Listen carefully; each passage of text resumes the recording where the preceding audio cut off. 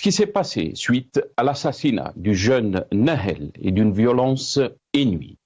Comment analyser au demeurant toutes ces dynamiques sociales et sociétales? Les déclassements continus, la précarité des classes moyennes, un environnement social chrysogène, l'inflation, la crainte de l'avenir, une société qui est en train de perdre le sens du commun et des valeurs. Un pacte social qui s'essouffle, dépassé par cette crise protéiforme. Une crise du politique, une crise des institutions, une crise morale et une crise de la nation. En définitive, une crise majeure de la démocratie française où les représentants légitimement élus n'ont plus d'influence sur leurs électeurs et plus largement sur leurs concitoyens. Ceci étant pour le constat qui, pour refonder, réinventer un nouveau contrat social juste, équilibré, qui puisse répondre à tous les Français, quelle que soit leur origine, leur religion et la couleur de leur peau. Cela interpelle les penseurs, les philosophes, les historiens, des idées qui doivent réinventer un rêve commun à tous les Français.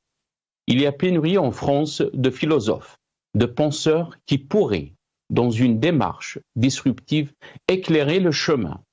Le traitement politique et médiatique partial est assumé de ce drame et ses conséquences violentes fait le lit à l'extrême droite française qui n'avait pas besoin de ce coup de pouce pour se placer comme favori aux prochaines élections présidentielles. La société française se trouve dans une impasse. Elle se doit de réagir pour rester fidèle à la Déclaration universelle des droits de l'homme. Seule la justice qui sera rendue suite à ce drame pourra redonner un semblant de confiance à la 3e et 4e génération d'émigrés.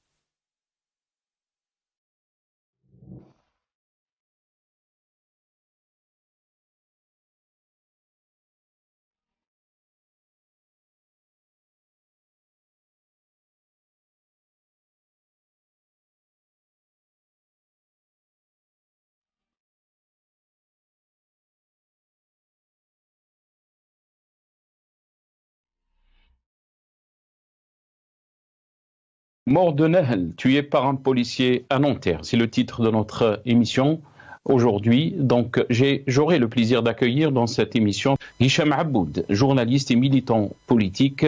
Mais je vais commencer cette émission avec Hicham Aboud, qui est journaliste et militant politique. Hicham Aboud, bonjour et merci beaucoup d'avoir accepté l'invitation. Bonjour, merci à vous de m'avoir invité. Mes salutations à vos invités et à tous les téléspectateurs de Magharibi. Merci beaucoup, Hicham Aboud. Hicham Aboud, comment peut-on qualifier ce qui se passe en France? Il y a un vrai malaise. On a vu bien sûr la mort dramatique de ce jeune, ou l'assassinat de ce jeune Nahel, mais aussi des images qui ont choqué les Français, mais pas que les Français, du degré de la violence qu'on a vu un peu partout en France.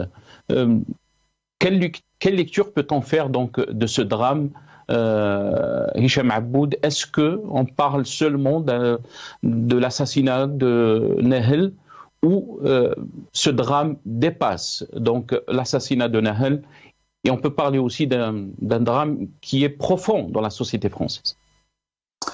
Malheureusement, Nahel n'est pas la première et ne sera pas la dernière victime c'est pas moi comment je vais appeler ça, mais victime de l'aveuglement raciste, parce que c'est un acte raciste.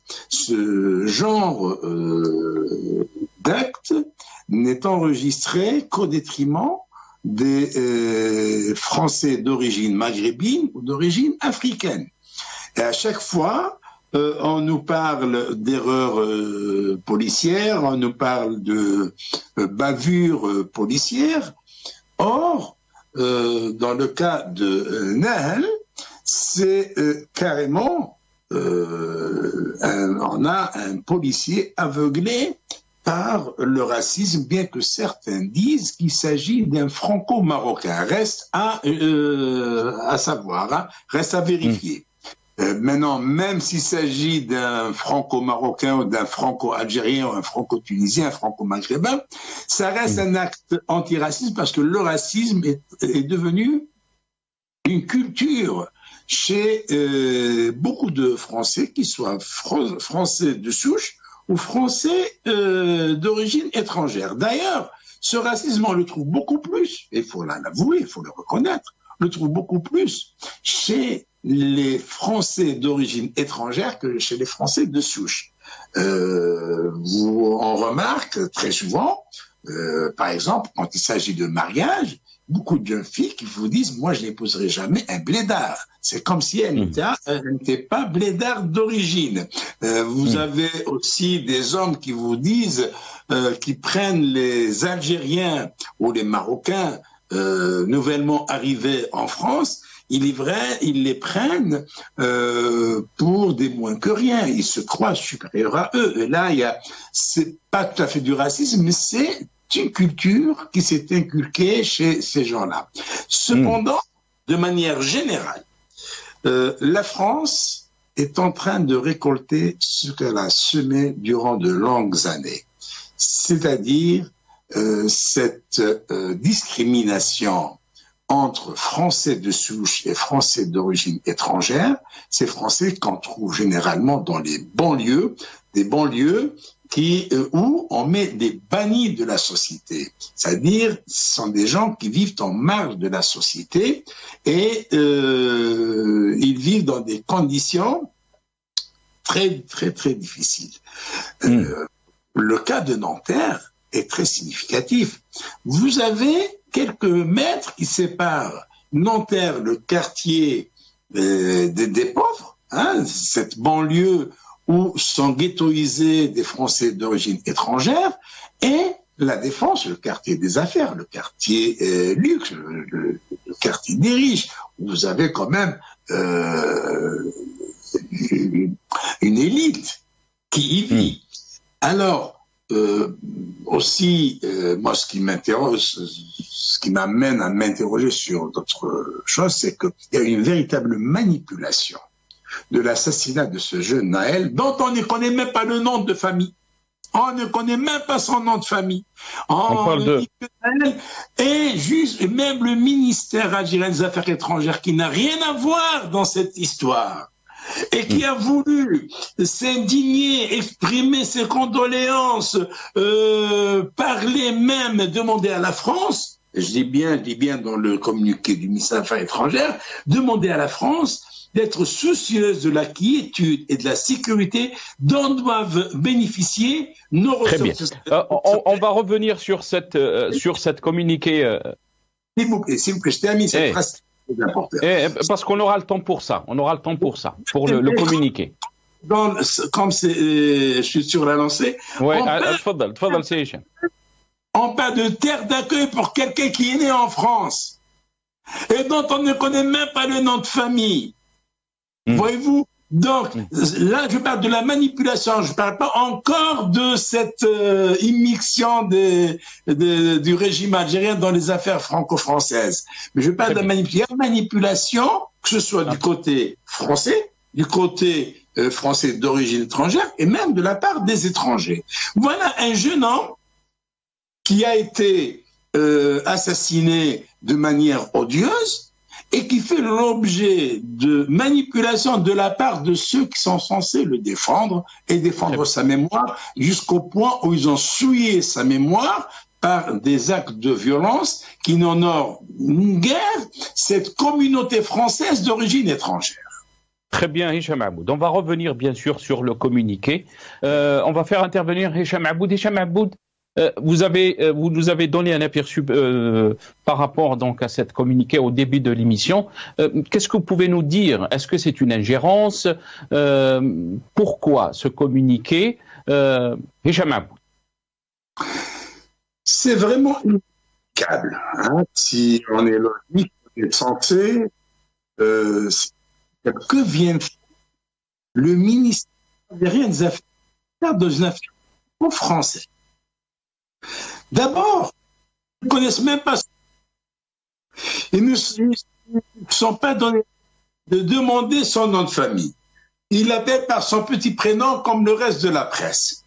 Ensuite, parler de la nécessité d'assurer la quiétude et la sécurité dont doivent bénéficier les ressortissants algériens sur leur terre d'accueil, cela prouve l'ignorance totale des autorités algériennes de ce drame.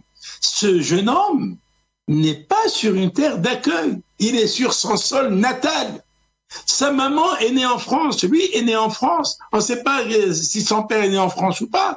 Maintenant, vous parlez de sa grand-mère maternelle.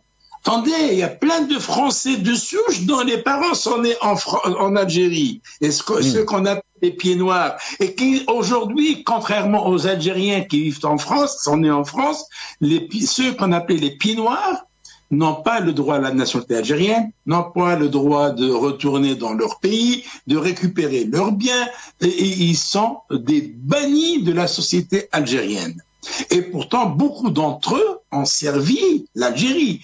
Je n'ai qu'à donner l'exemple des épouses des footballeurs de l'équipe du FLN, dans Zitouni, dont l'épouse était française. À son décès, cette dame n'a bénéficié ni d'héritage, ni de pension, ni de rien du tout, parce qu'elle était française. Et pourtant, c'est elle qui a soutenu son mari pour porter haut les couleurs de l'Algérie. Regardez comment ces autorités algériennes se comportent. D'un côté, nous avons des citoyens français qui ont aidé l'Algérie et qui ne sont pas reconnus, qui sont dont leurs droits sont violés de la manière la plus abjecte. De l'autre, nous avons un jeune homme décédé suite à une bavure policière, une bavure condamnable à 1000%, mais qui n'a rien à voir avec l'Algérie. Et là, je reviens au député français qui remet à sa place le ministre algérien, parce que c'est un idiot, ce ministre algérien est un idiot. Il ne connaît rien à la politique, il ne connaît rien à la diplomatie. Eh bien, j'aimerais bien qu'il réponde aux députés français qui lui demandent d'abord de récupérer ces Algériens. Hicham Aboud, je vais vous rendre la parole. On va écouter le président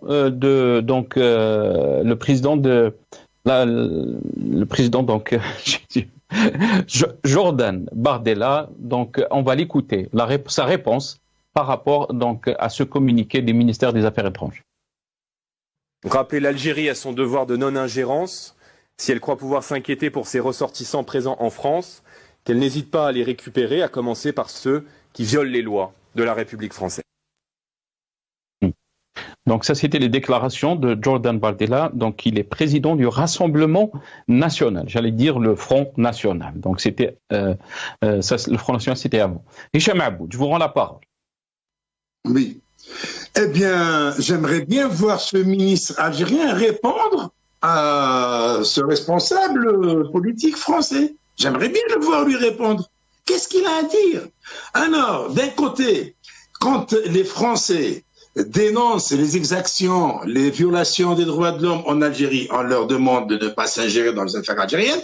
Quand le Parlement européen condamne, il n'a même pas condamné, il appelle les autorités algériennes à respecter les droits de l'homme. On leur dit non, l'Algérie est un pays souverain. Oui, ces dirigeants usurpateurs du pouvoir, ils sont souverains pour violer les droits humains. Ils sont souverains pour piller les richesses du peuple algérien. Ils sont souverains pour abuser des Algériens. Mais quand on leur dit, écoutez, ce jeune homme n'est pas français, et c'est eux qui viennent s'ingérer dans les affaires d'un État souverain, qui est l'État français, qui sait ce qu'il fait. Je n'ai pas à défendre la France. D'ailleurs, c'est surtout pas ça, parce que la France a choisi son camp, la France officielle a choisi son camp, celui des voyous et celui des voleurs qui gouvernent l'Algérie. Et on les a vus à plus d'une reprise s'acoquiner avec cette voyoucratie. Voilà ce qu'ils récoltent aujourd'hui. Eh bien, il y a de la manipulation de la part d'un pouvoir illégitime, d'un pouvoir impopulaire qui essaie de surfer sur la vague pour aller récupérer un assassinat auquel l'Algérie n'a rien à voir. D'abord, il a bien fait de le dire, M. Bardeli, il faudrait que les autorités algériennes commencent par délivrer des laissez-passer aux Algériens qui ont été arrêtés en France pour entrée illégale, de séjour illégal en France. Les autorités algériennes refusent de leur donner des laissez-passer pour retourner. Il y a même une quarantaine d'Algériens qui ont émis le désir de rentrer en Algérie pour bénéficier des mesures que leur accorde la France pour créer des petites entreprises en France et en Algérie, et ils bénéficient d'une allocation de 6 000 €, ils rentrent en Algérie. Ils sont une quarantaine, ils ont demandé à rentrer, eh bien, il y a eu un niet de la part des autorités algériennes, sous prétexte qu'ils seraient des agents des services étrangers. Ils ont été recrutés par des services étrangers. Quels services étrangers ils avaient recrutés? Pourquoi on leur interdit de retourner? Quand on est soucieux des ressortissants algériens, on n'expose pas les Algériens comme étant les seuls ressortissants en France, les seuls étrangers en France, à faire de longues files d'attente devant l'agence Air Algérie de l'avenue Opéra, à faire des Algériens, à les exposer en cinéma à Marseille lorsque on annule le départ d'un bateau sur Alger. On expose les Algériens régulièrement sur la place de la République, parce que les Algériens viennent réclamer un minimum de dignité de leur régime. Ces Algériens qui défilent régulièrement sur la place de la République à Paris et dans d'autres villes françaises se donnent en cinéma devant des milliers de Français parce que le régime qui a usurpé le pouvoir et qui s'est installé par la force de la répression, eh bien, il refuse d'accorder aux Algériens un minimum de dignité, un minimum de liberté. Merci, Hicham.